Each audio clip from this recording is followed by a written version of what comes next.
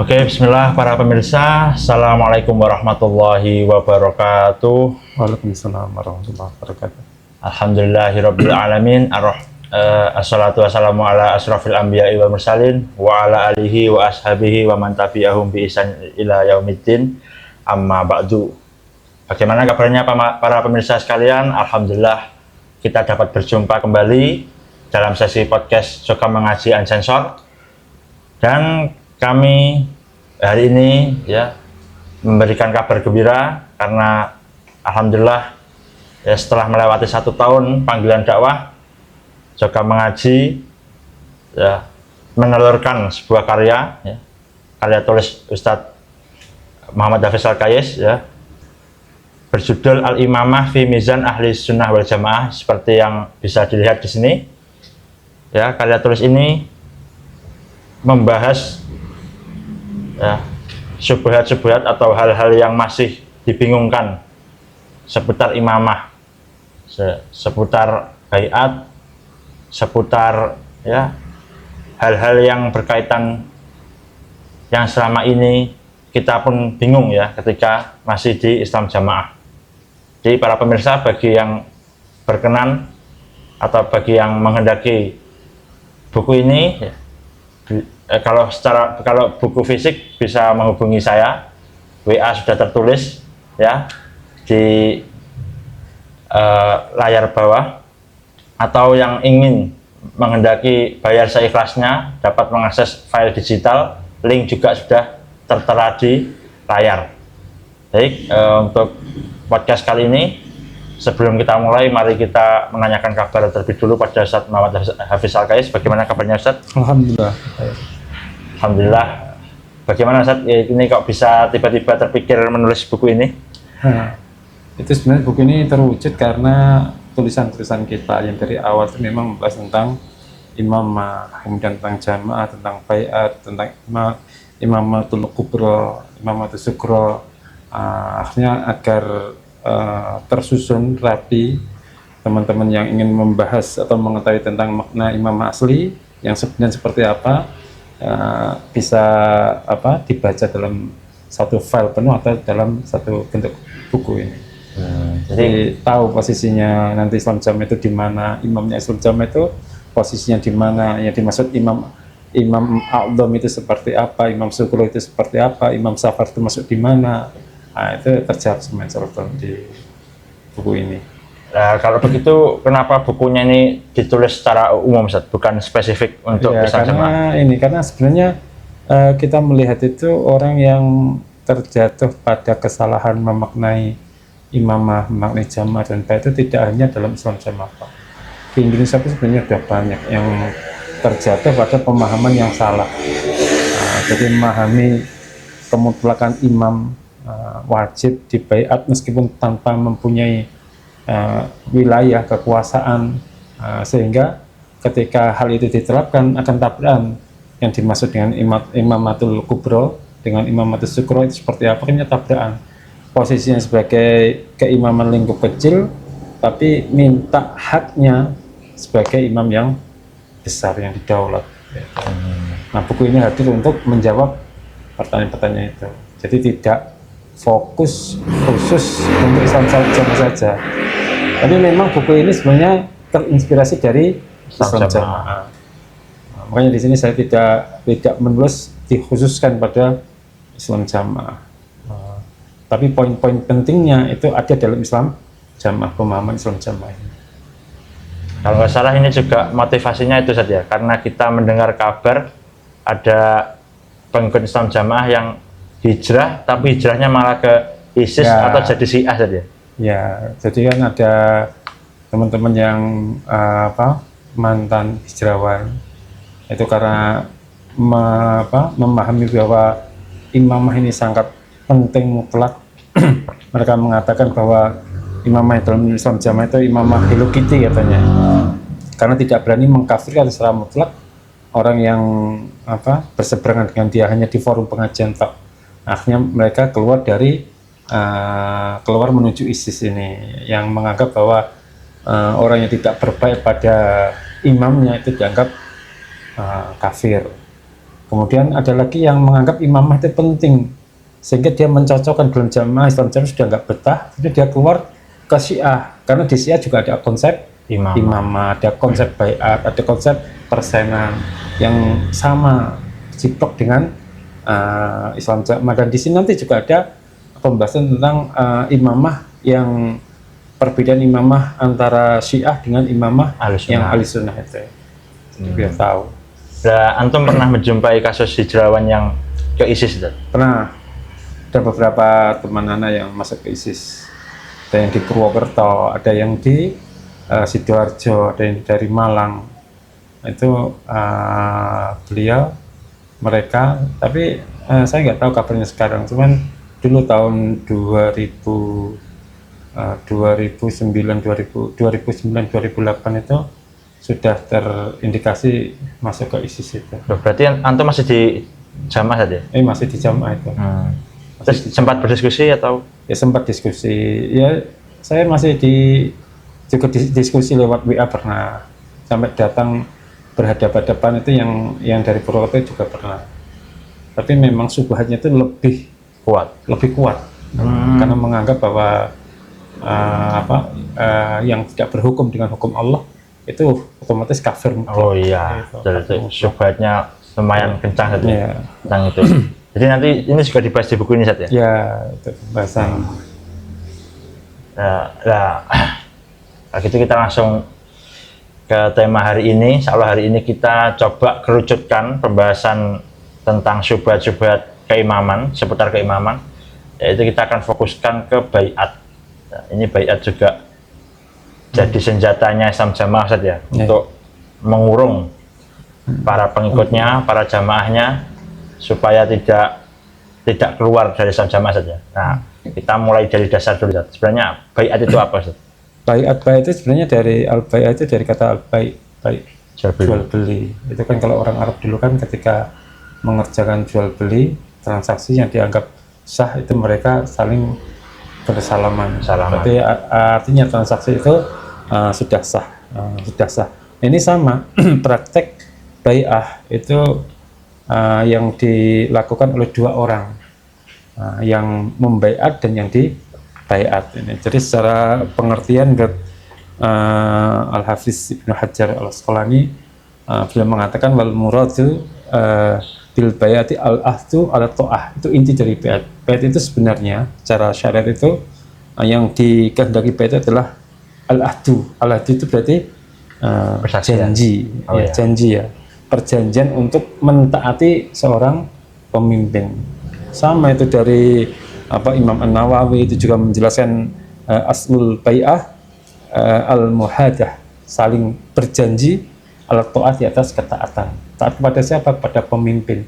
Semua ulama-ulama itu menjelaskan inti dari bai'at itu sebenarnya ketaatan kepada pemimpin. Dia mengakui bahwa orang yang berkuasa yang menguasai dia, yang memerintah dia, pemimpinnya, kemudian dia mengakui bahwa dia adalah seorang pemimpin, maka otomatis dia telah melakukan baiat, janji kepada dirinya sendiri untuk mentaati Allah Rasul lewat pemimpin ini.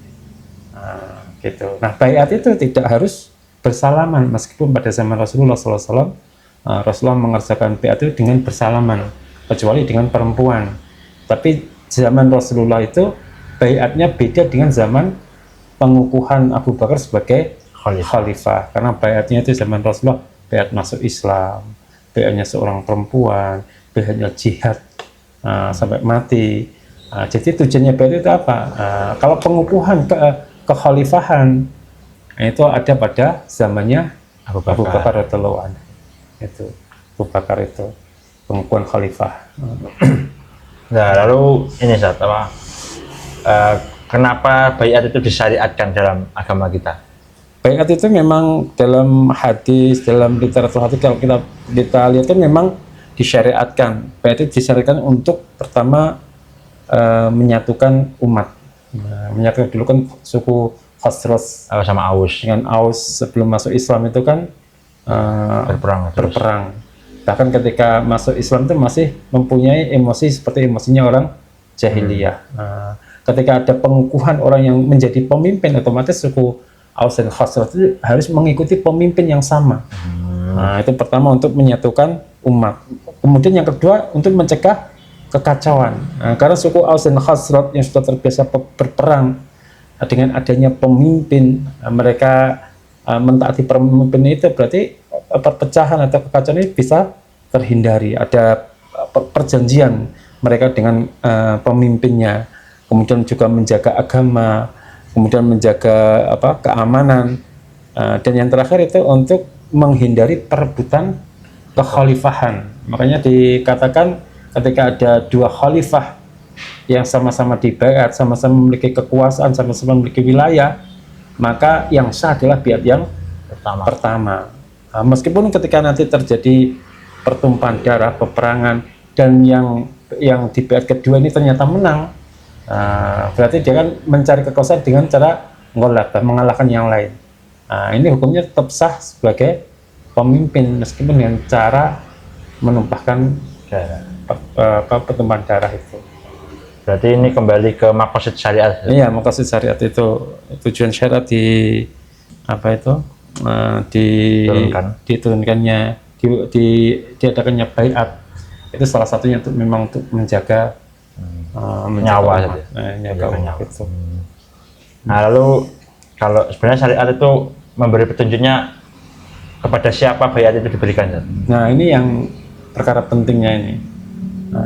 Tidak semua orang yang disebut imam, amir, itu berhak untuk diberikan baiat.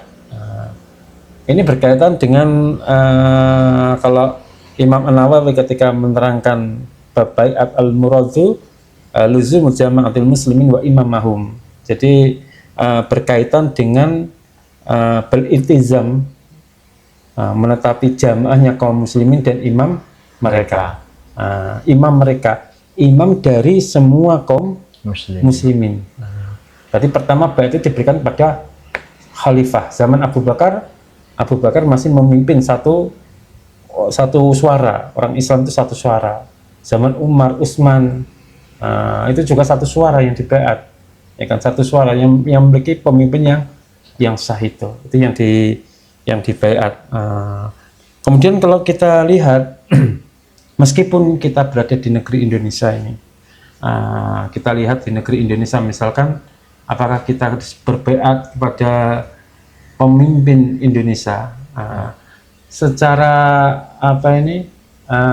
syarat-syarat sebagai penguasa, meskipun tidak sesuai dengan syariat, ya kan, tapi pemimpin Indonesia itu memiliki kekuasaan, memiliki wilayah, memiliki pasukan, sehingga mereka pun juga berhak mendapatkan baiat.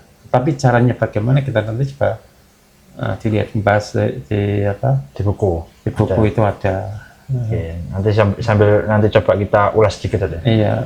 Kayak ini saya jadi ingat waktu kemarin kita podcast. Iya. Terus kita posting di Facebook Antum itu, kan ada jamaah yang coba memojokkan kita itu kan. Iya. Nah, kalian ini loh, sudah keluar jadi berfirqah kok malah bangga gitu. Terus dipojokkan lagi kita kalau kita menyatakan pemerintah itu sebagai imam kita, lalu kenapa kalian tuh bukankah tadi kan kita menyebutkan imamnya kaum muslimin saja.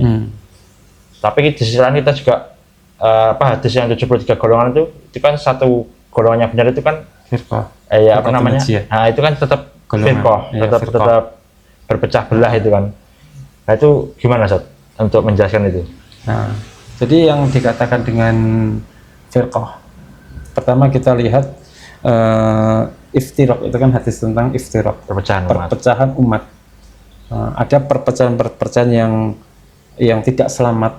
Nah, perpecahan yang tidak selamat, menyimpang, tersesat, itu ada 72 golongan. Kita lihat bagaimana ulama menjelaskan. Rasulullah mengatakan hum ummati, artinya orang yang berpecah itu juga umat Rasulullah. Tapi mereka menyimpang. Ulama menjelaskan bahwa 72 golongan ini berdosa, tapi tidak kekal la yukhalliduna finnar, tidak kekal di dalam neraka. Dan ada satu golongan, yang Rasulullah dan sahabat juga ulama mengatakan namanya firqatun najiyah, golongan yang selamat.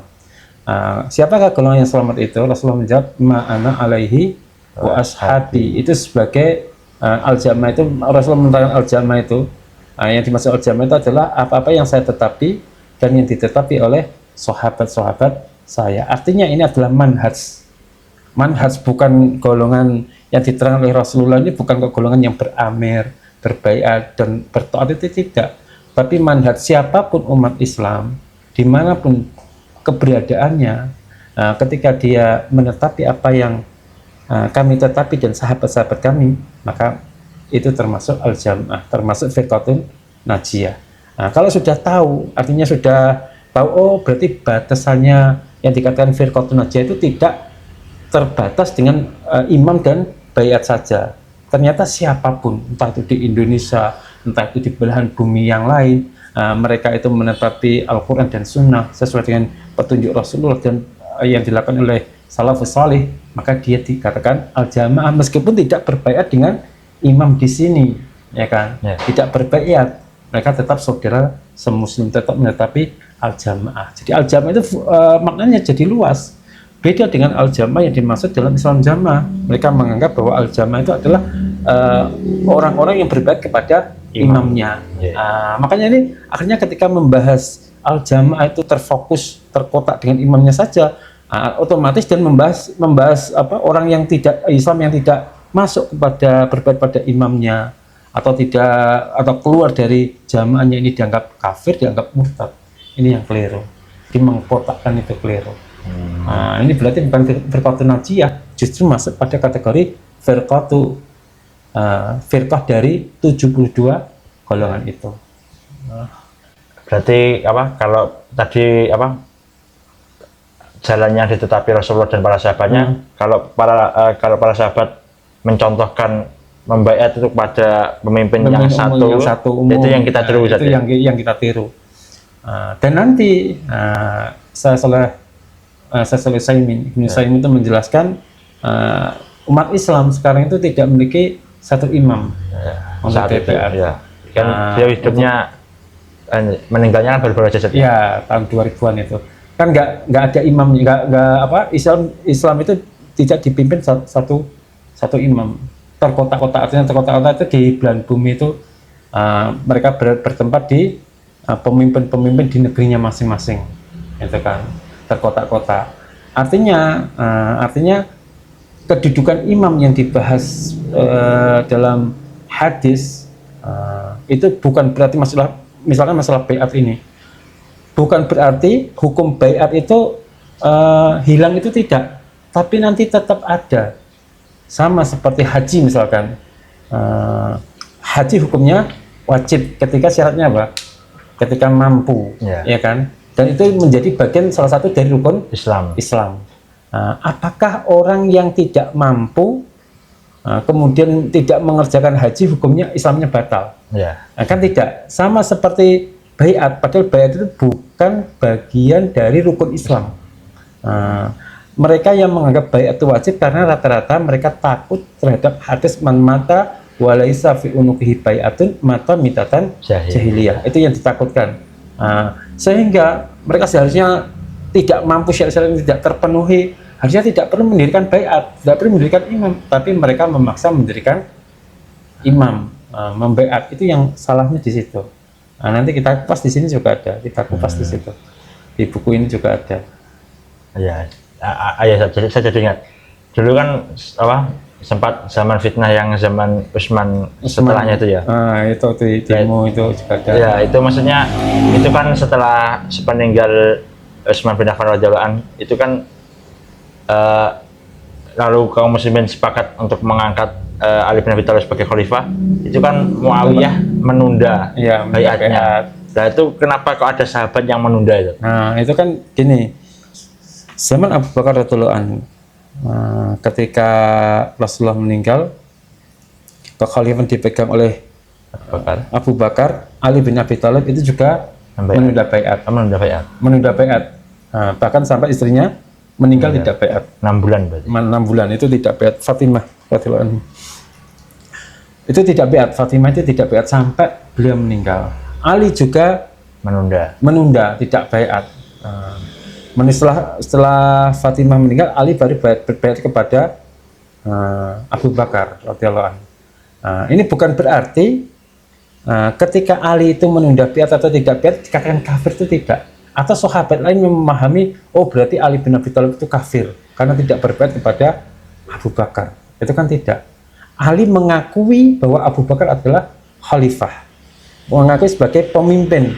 Dan pengakuan seseorang kepada kepemimpin, syahnya seorang pemimpin, itu sudah bagian dari baiat. Jadi Ali itu pada waktu Abu Bakar diangkat sebagai khalifah dan yang dibaiat adalah pertama kali adalah hanya tokoh-tokohnya saja. Kalau kita lihat dalam ulama-ulama kontemporer itu kan ahlul halli wal aqdi, tokoh-tokoh Islam yang membaiat Abu Bakar, kemudian baru baiatul am. Nah, pas tokoh-tokoh Islam membaiat Abu Bakar di Bani Saqifah itu, Ali bin Abi Thalib tidak ikut. Kemudian baiatul am, baiat umum kaum muslimin kepada Abu Bakar, Ali bin Abi Thalib juga tidak ikut. Nah, saat itu para sahabat tidak menganggap Ali itu kafir, itu tidak. Baru ketika istrinya meninggal, Ali bin Abi Thalib mengukuhkan kekuasaan Abu Bakar, pemerintahan Abu Bakar dengan membaiatnya secara pribadi itu. Dari sini bisa kita lihat bahwa baiat itu ternyata tidak menjadikan seseorang tidak baiat secara bersalaman, itu tidak menjadikan orang itu keluar dari Islam. Itu tidak. Ini padahal khalifah yang memimpin umat Islam seluruh dunia. Sedangkan Islam jamaah itu hanya imam kecil, ya kan? Kan tidak mungkin seorang imam yang kecil yang hanya memimpin kelompoknya saja diajukan menjadi imam seluruh dunia. Jelas tidak berlaku lagi. Gitu. Nah, itu tadi kenapa Fatimah sama Ali itu menunda baiatnya? Itu karena kalau riwayat itu hanya perkara personal saja, permasalahan personal antara Fatimah dengan Abu Bakar. Ketika masalah waris itu, Fatimah menuntut waris yang ditinggalkan oleh bapaknya, sedangkan Abu Bakar memahami bahwa Nabi itu tidak mewariskan harta. Dan itu manusiawi ketika satu dengan orang lain ada selisih paham, itu sesuatu hal yang wajar. Tidak sampai mengeluarkan seseorang dari Islam. Meskipun Fatimah dan Ali tidak ikut berbaiat umum kepada Abu Bakar. Itu kalau posisinya dalam zaman sekarang ini, misalkan Abu Bakar diposisikan sebagai keimaman dalam Islam jamaah, otomatis Ali bin Abi Thalib dan Fatimah itu dikeluarkan dari jamaah. Merezel, dianggap bukan jamaah. Itu kan di ultimatum atau di maklumat. Itu. Tapi itu tidak dilakukan saja. Tidak mengkafirkan. Nah, ini juga saat ini kan definisi baiat kepada imam itu kan ulama juga memahami ulil amri itu kan ulama dan umara, Ustaz. Nah, kenapa sejak dulu tidak dicontohkan baiat itu juga kepada ulama, Ustaz? Begini, ulama, jadi kalau kita lihat kan Ibn Abbas itu kan menjelaskan bahwa ulil amri hum al-umara wal ulama. Ulil amri itu adalah, kata Ibn Abbas itu kan ulama dan umara. Sedangkan yang kita baiat adalah ulil amri. Itu seharusnya kan kalau ulil amri dikatakan pemerintah dan ulama, seharusnya ulama juga dibaiat. Nah, ini harus kita bedakan ketaatan dalam hal ilmiah dan ketaatan di dalam hal kepemimpinan. Ulama itu ditaati dalam hal ilmu, sedangkan pemimpin, amir, imam itu ditaati dalam hal kekuasaannya. Dalam lingkup wilayah dia menguasai wilayah itu, kekuasaannya. Jadi beda. Makanya Ibnu Katsir ketika menjelaskan tentang ayat ulul amri. Jadi wadzahiru anal ayatul amah, maksudnya ayat ini secara umum, masa taat kepada ulil amri secara umum, fi kulli ulil amri minal umara wal ulama. Artinya dalam hal ilmu memang Ibnu Katsir menjelaskan dalam hal ilmu ketaatan kita kepada ulama. Tapi dalam hal politik, siasah, dalam hal umum, kemaslahatan umum, ketaatan kita kepada umara. Sedangkan baiat itu diberikan kepada pemimpin yang berkuasa. Siapa yang berkuasa? Umara, pemimpin, bukan ulama. Nah, dalam hal baiat ini ada kelompok lain itu seperti sufi, itu juga mengadakan baiat.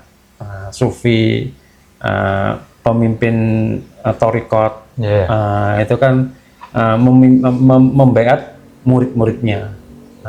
Nah, ini kesalahan memahami hal baiat juga, bahwa baiat itu diberikan kepada penguasa, dan cara memberikannya tidak harus dengan bersalaman, mengakui, karena inti baiat itu kan mengakui bahwa dia penguasa, kemudian mentaati dalam hal ma'ruf saja itu sudah berbaiat.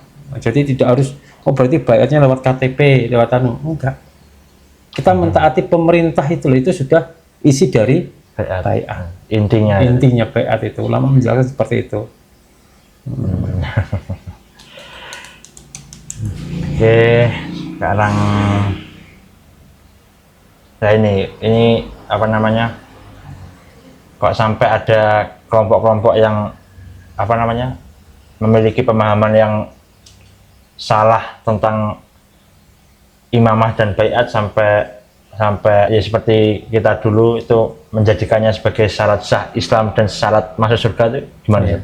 Itu biasanya karena ada beberapa alasan, ada beberapa sebab. Itu misalnya yang pertama, mereka memahami hadis man mata walaysa fi unuqihi bai'atun mata mitatan jahiliyah. Ini secara mutlak tanpa mengumpulkan secara dalil, seluruh dalil, kemudian difahami, oh berarti kalau saya tidak baiat, mati saya seperti orang jahiliyah. Orang jahiliyah itu bukan orang Islam, ya kan? Bukan orang Islam berarti hukumnya kafir. Orang kafir hukumnya masuk ke dalam neraka. Berarti mereka memahami mati jahiliyah itu seperti itu.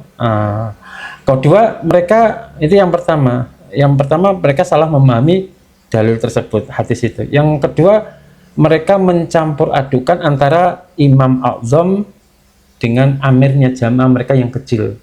Jadi memposisikan imam mereka sebagaimana imam a'zam yang harus diberikan baiat. Padahal keduanya itu berbeda. Imam kecil itu ruang lingkupnya lebih kecil, dia tidak berhak diberikan baiat. Ketaatan kita hanya sebatas lingkup ketaatan organisasi tok, perkumpulan itu tok, tidak sampai luas. Berarti tidak berhak memberikan baiat. Nah, ini kesalahan mereka menganggap imamnya ini sebagai amir yang a'zam, sebagai khalifah, kemudian di baiat. Itu kesalahan. Kemudian kesalahan yang kedua, kesalahan yang ketiga, mereka memahami lafaz jahiliyah yang tadi saya katakan. Pertama kan salah memahami hadis baiat itu. Yang kedua salah mencampur adukan antara imam sugro dengan imam a'zam. Kemudian yang ketiga itu salah mentafsirkan mati jahiliyah sebagaimana mati kafir itu. Nah, tiga hal inilah yang membuat mereka akhirnya memahami bahwa imam yang mereka punya ini adalah imam yang sah, yang wajib dibaiat. Itu kesalahannya seperti itu. Ini kan akhirnya kan berpikiran kalau kita nggak baiat nanti kita matinya bagaimana, matinya dalam keadaan kafir, percuma kita hidup, itu kan akhirnya menakuti diri sendiri. Sehingga memahami berarti jamaah inilah yang paling benar. Untuk pemahaman, melahirkan pemahaman seperti itu. Padahal pemahamannya keliru. Nah, itu tadi Zat, apa?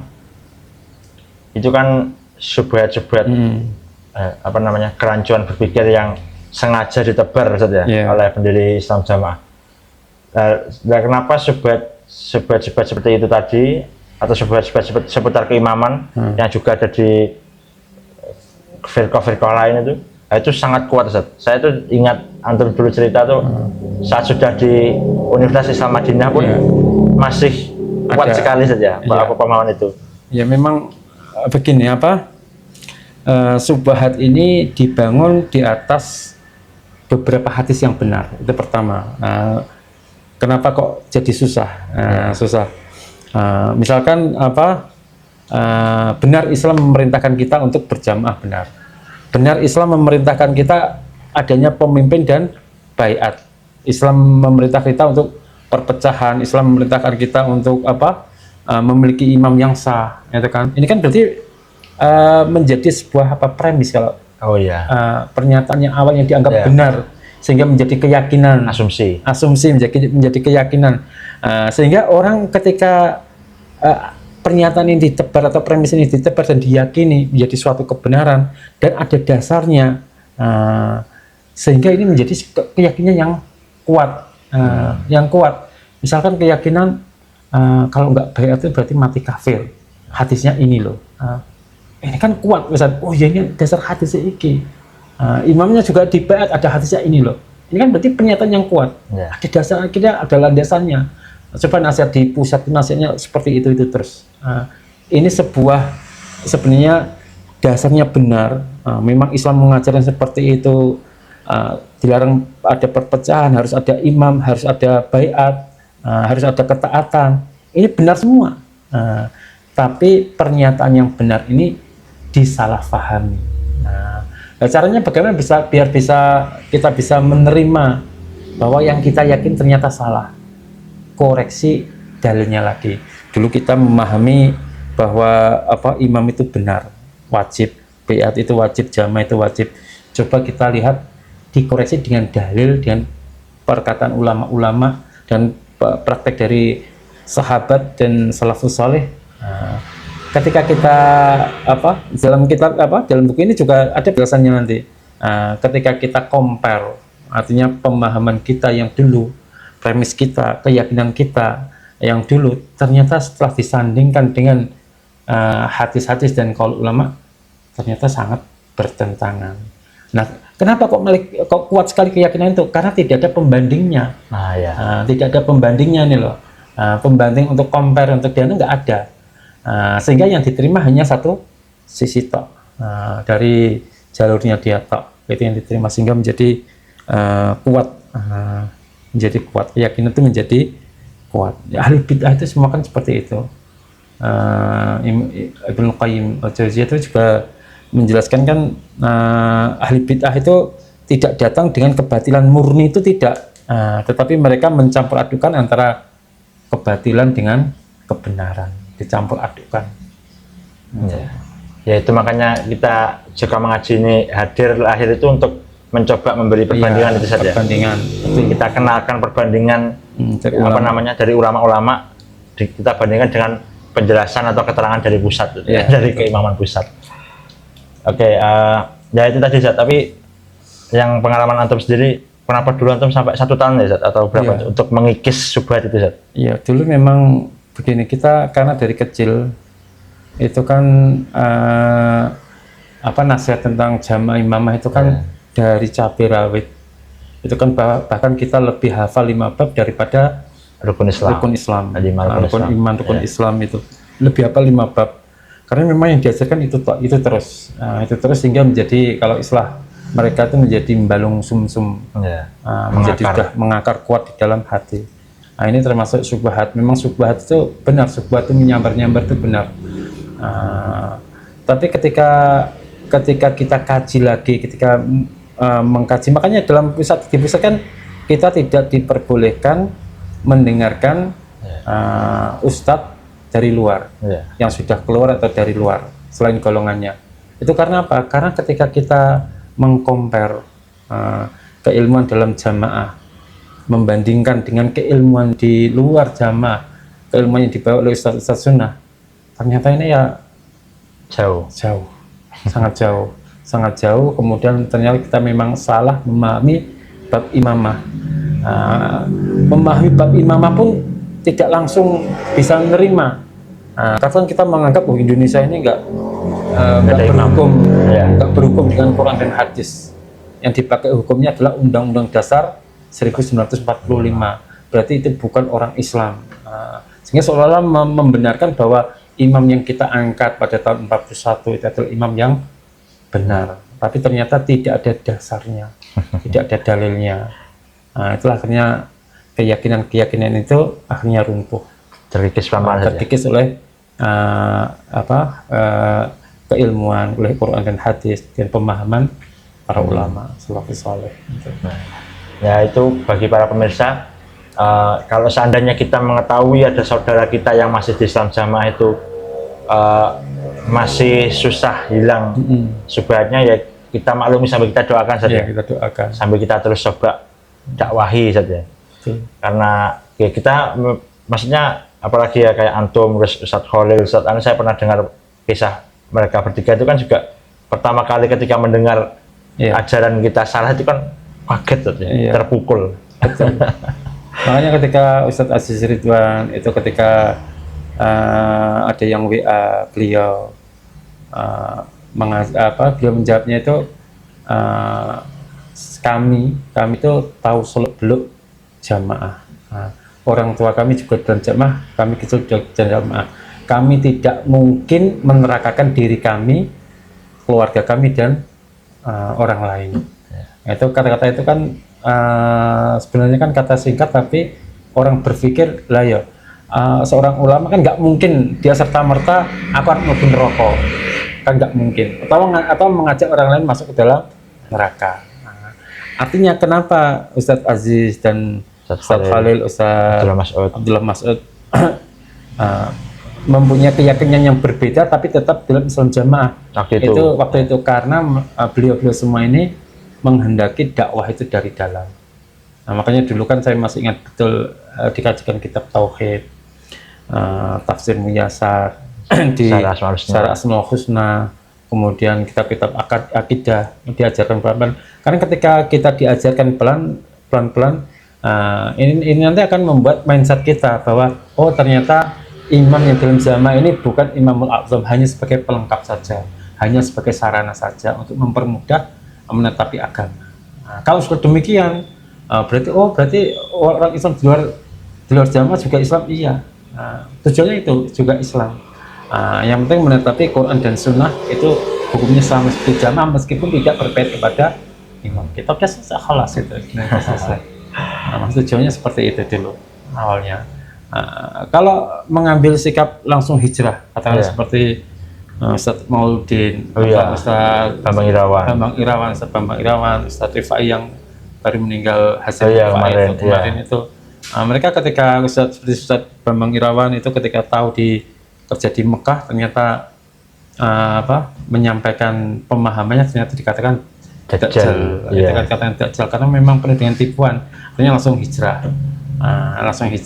Jadi ketika langsung hijrah, dakwah pun mereka langsung antipati langsung. Nah dari situlah Ustadz kita seperti Ustadz Khalil, Ustadz Aziz, Ustadz Abdullah Mas'ud mengambil dakwah secara pelan-pelan, dakwah di dalam, atau berkaca dari diri sendiri saja. Berkaca dari diri sendiri. Mengikis pemahaman itu lama. Iya betul. itu juga makanya kita juga sabar-sabar saja. Kita kajikan kitab himpunan tuh itu saja. Meskipun nggak melulu membahas keimaman, kita bantu kenalkan penjelasan ulama ya sudah. Ya, pelan-pelan. Makanya teman-teman yang masih dalam Islam Jamaah,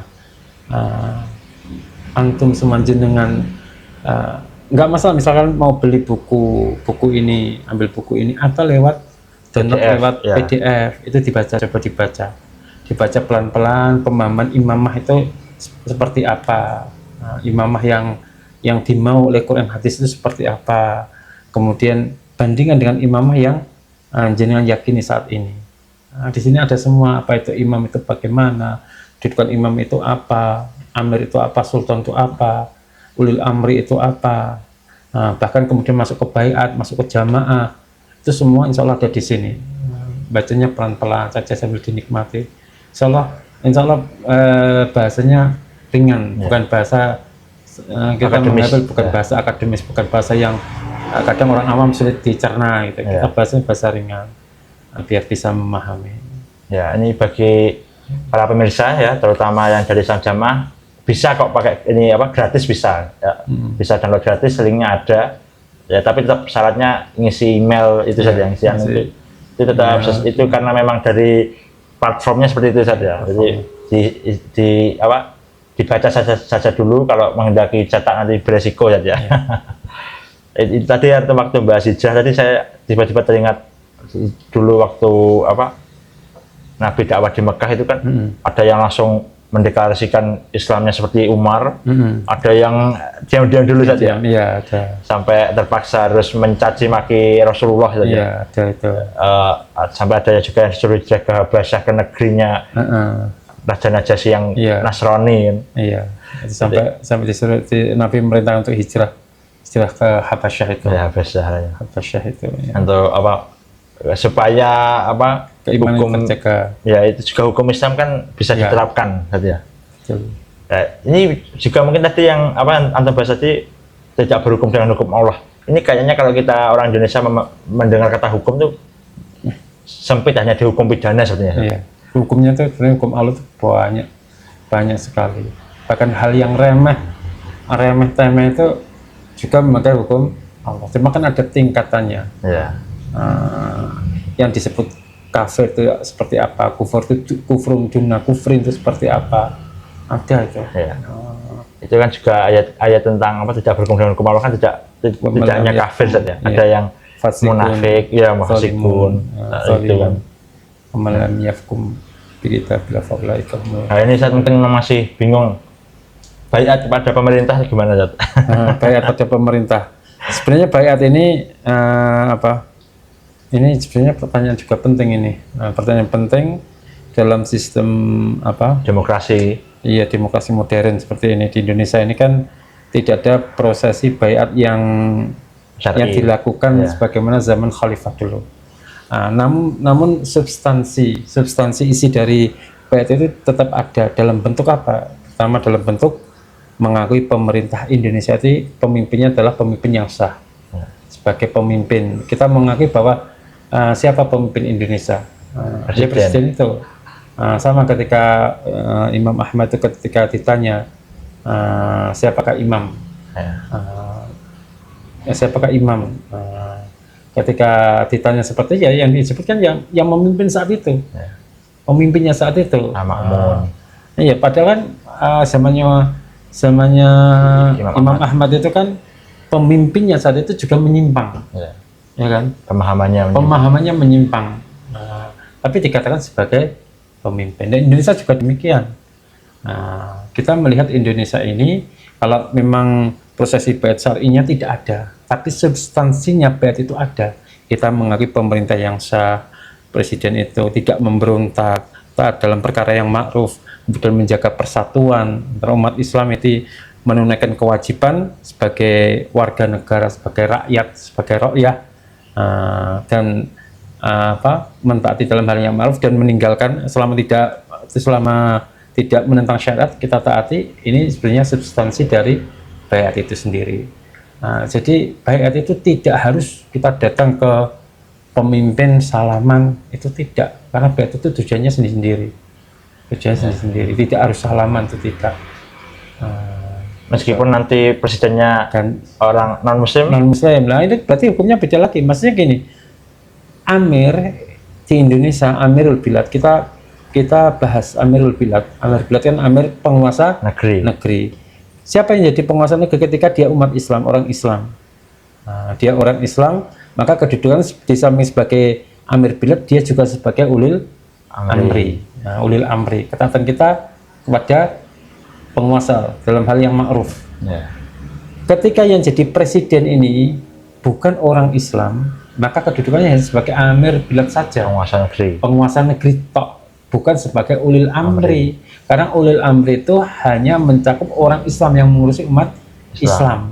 Nah, ulil amrinya di mana? Ya nanti lihat siapakah instansi pejabat yang mengurusi urusan umat kaum muslimin itulah ulil amri kita. Udah selesai, kelas. Jadi ada menteri agama. Ada menteri agama. Itu yang kita taati. Kita taati. MUI juga instansi yang lain kita taati. Itu yang ngurusi urusan kaum muslimin. Kaum muslimin. Udah selesai, enak. Bos, nggak harus. Berarti presidennya kalau presiden perempuan, presidennya kafir gimana? Kita nggak ribet seperti itu. Makanya nanti ketika tinggal di negeri kafir hukumnya bagaimana, tinggal di negeri ini bagaimana? Tinggal lihat saja kalau pemimpinnya muslim, kita tinggal di pemimpinnya muslim, yaitu ulil amri kita. Kalau pemimpinnya ternyata bukan orang Islam, non muslim, berarti itu hanya amir bilad saja, udah selesai. Ya, pada intinya tuh selagi syiar Islam ya, bisa terlaksana, kita jalan saja. Iya. Kalau nggak bisa terlaksana, hijrah ke tempat yang bisa terlaksana, meskipun tidak harus keluar negara itu tidak. Kalau lain misalkan di Jepang, ya, orang yang tinggal di Jepang, di tempatnya itu tempat dia bekerja itu ternyata tidak boleh sholat. Ya, bosnya itu ya. Bosnya itu tidak boleh sholat, tidak boleh masjid, tidak boleh sholat, cuma tidak dikasih boleh waktu untuk sholat. Iya, tidak dikasih. Berarti kan syiar Islam tidak terlaksana dan itu tinggal di negeri kafir. Kita pindah kerjaan. Udah enak wes. Ternyata di tempat kerja di mana syiar Islam itu bisa terlaksana. Jadi misal kayak misal tinggal di luar Jawa itu kan desa itu kan luas tadi. Desa itu luas. Betul. Misalnya di Dukuh A dia susah mengerjakan ibadah pindah ke Dukuh B. Ya. Itu aja tadi ya. Iya, itu aja toh. Itu sebenarnya sudah gampang. Menetapi Islam itu sebenarnya sudah gampang. Berarti lagi-lagi sebenarnya tujuannya itu hanya supaya bisa syiar Islam itu tegak saja. Iya. Jadi imamah, baiat segala macam tuh pokoknya bisa tegak ibadah selesai. Iya, sudah selesai. Karena imamah baiat itu bukan sebagai usuluddin. Memang penting, tapi hanya pernak-pernik. Pernak-pernik bukan pondasi. Ibarat rumah itu imamah itu seperti cahaya, seperti lampu yang macam-macam itu. Hanya pernak-pernik kok. Ya makanya itu tadi pemahaman baiat sebagai syarat sah masuk surga itu harus dikikis dulu ya. Iya, dikikis dulu. Ini nanti penjelasan kita panjang lebar kalau pemahamannya masih baiat kunci surga ya repot itu. Jadi teman-teman yang dalam Islam Jamaah, pertama pahami dulu imam itu apa. Pahami dulu, terus baiat itu bagaimana, diberikan kepada siapa. Setelah itu dipahami, baru nanti kita menginjak ke al-jamaah. Makanya urutannya juga gitu, imamah dijelaskan dulu, kemudian baiat, baru pada jamaah. Pengertian jamaah itu seperti apa? Jangan melompat dulu. Kayak kemarin kita membahas tentang imaman. Ya. Sekarang kita membahas tentang baiat. Nanti bisa jadi insya Allah selanjutnya kita membahas tentang al-jamaah. Jamaah itu. Ya. Gitu. Mungkin sebenarnya sudah cukup lama. Ada yang disampaikan lagi? Enggak, cukup insya Allah. Sekali lagi untuk para pemirsa ya, ini mumpung ya kita promosi bukunya. Oh ya, untuk para pemirsa saya baru ingat, ini harga bukunya 75.000. Kenapa kok mahal? Karena kita nyetaknya kalau ada orderan saja. Yeah. Kalau ada orderan baru kita cetakkan. Kita nggak stok banyak. Ya, karena memang tujuan kita sebenarnya supaya risalah ini tersebar luas. Makanya sebenarnya yang kita harapkan tuh yang digitalnya saja. Yeah. Yang bayar seikhlasnya. Kalau misalnya ingin mendukung kami ya silahkan infak di situ. Kalau ingin gratis ya memang itu tujuan kita, yang penting tersebar. Kok iya jelalah yang pesan banyak itu yang kaget, ini masih kewalahan. Jadi para pemirsa yang sudah pesan, kalau lama ya mohon dimaklumi, masih kita proses satu persatu. Dan kenapa mahal ya? Karena nyetaknya juga kita tidak nyetak banyak, dan hasilnya nanti ya seperti ini kurang lebih bukunya. Ya, semoga bukunya bermanfaat dan bisa membantu saudara-saudara kita di Islam Jamaah supaya ya tahu mana yang benar. Dan sekali lagi pada pengikut Islam Jamaah, kalau jenengan masih ngeyel, masih kekeh pengen punya imam, pengen, nggak masalah saja sebenarnya, nggak masalah seperti yang kita bahas sebelumnya. Yang penting tidak memposisikan imam Islam Jamaah sebagai imam adzam, imam kekhalifahan. Gampangnya nanti Imam Mahdi turun tetap imamku yang sah, jadinya repot ya. Imam Mahdi turun kita nggak mau bayar ke Imam Mahdi, malah bayar ke diri ya, itu kan repot. mungkin itu saja dulu kita cukupkan pada pertemuan kali ini. Insya Allah nanti seperti yang sudah disebutkan kita akan membahas al-jamaah di pertemuan berikutnya. Sudah Ustaz? Ya, cukup. Oke, baik, kita tutup. Subhanakallahumma wa bihamdika asyhadu alla ilaha illa anta astaghfiruka wa atubu ilaik. Wassalamualaikum warahmatullahi wabarakatuh. Waalaikumsalam warahmatullahi wabarakatuh.